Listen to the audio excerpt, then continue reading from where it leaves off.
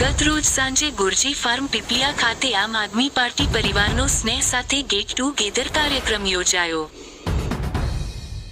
Lok Sabha in charge Yakub ગુરજીના અધ્યક્ષ સ્થાને વાગરા તાલુકાના પીપલિયા ગામે ગુરજી ફાર્મ ઉપર વાગરા તાલુકાની 3 જિલ્લા પંચાયત અને 16 તાલુકા પંચાયતના વરિષ્ઠ આગેવાનોનો એક કાર્યક્રમ યોજાયો, જેમાં આમ આદમી પાર્ટીના જિલ્લા પ્રમુખ પિયુષભાઈ પટેલ, ભરૂચ જિલ્લાના યુવા પ્રમુખ ચિરાગસિંહ ગોહિલ, જિલ્લા સંગઠન મંત્રી દીપકભાઈ પટેલ તથા તાલુકાના સંભવિત જિલ્લા પંચાયત અને તાલુકા પંચાયતના ઉમેદવારો પોતપોતાના સમર્થકો અને ગામ આગેવાનો હાજર રહ્યા. કાર્યક્રમની શરૂઆતમાં પવિત્ર રમજાન માસમાં જે રોજાવાળા હતા તેમના માટે ઇફતારીનું સુંદર આયોજન કરવામાં આવ્યું હતું.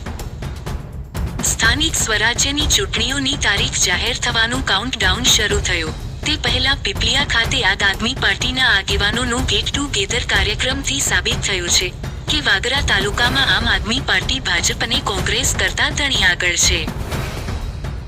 દીપક પટેલે સૌનું સ્વાગત કરતા જણાવ્યું હતું કે વાગરા તાલુકાની 3 જિલ્લા પંચાયતના ઉમેદવાર ઉપરાંત તાલુકા પંચાયતના ઉમેદવારો જે હાજર હતા એમનો પરિચય કરાવી છેલ્લા 1 મહિનાથી સમગ્ર તાલુકામાં જે ડોર ટુ ડોર અભિયાન ચલાવવામાં આવ્યું તેમાં લોકોએ અભૂતપૂર્વ સહકાર આપ્યો અને ગામે ગામથી લોકો આમ આદમી પાર્ટીમાં જોડાયા છે.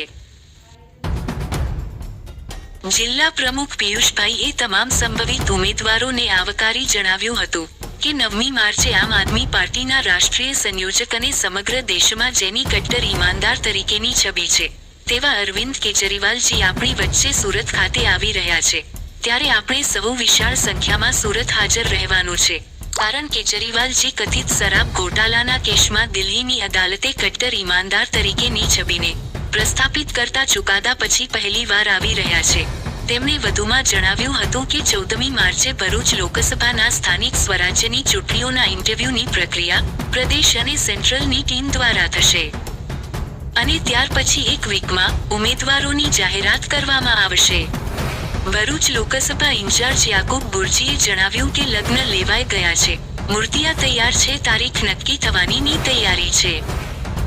આમ જનતાને રોજ પરેશાન કરનાર ભાજપને સત્તાથી દૂર કરવાની શરૂઆત થઈ ચૂકી છે.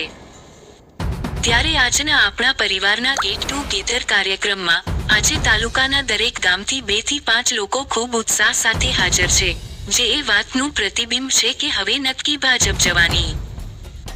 આપણા સહુના આ પારિવારિક સ્નેહ સાથે આપણે આપણા આમ આદમી પાર્ટીના ચિહ્ન ઝાડુને ઘર સુધી લઈ જઈએ અને તાલુકા પંચાયતમાં આમ આદમીનું શાસન લાવીએ જ શુભેચ્છા.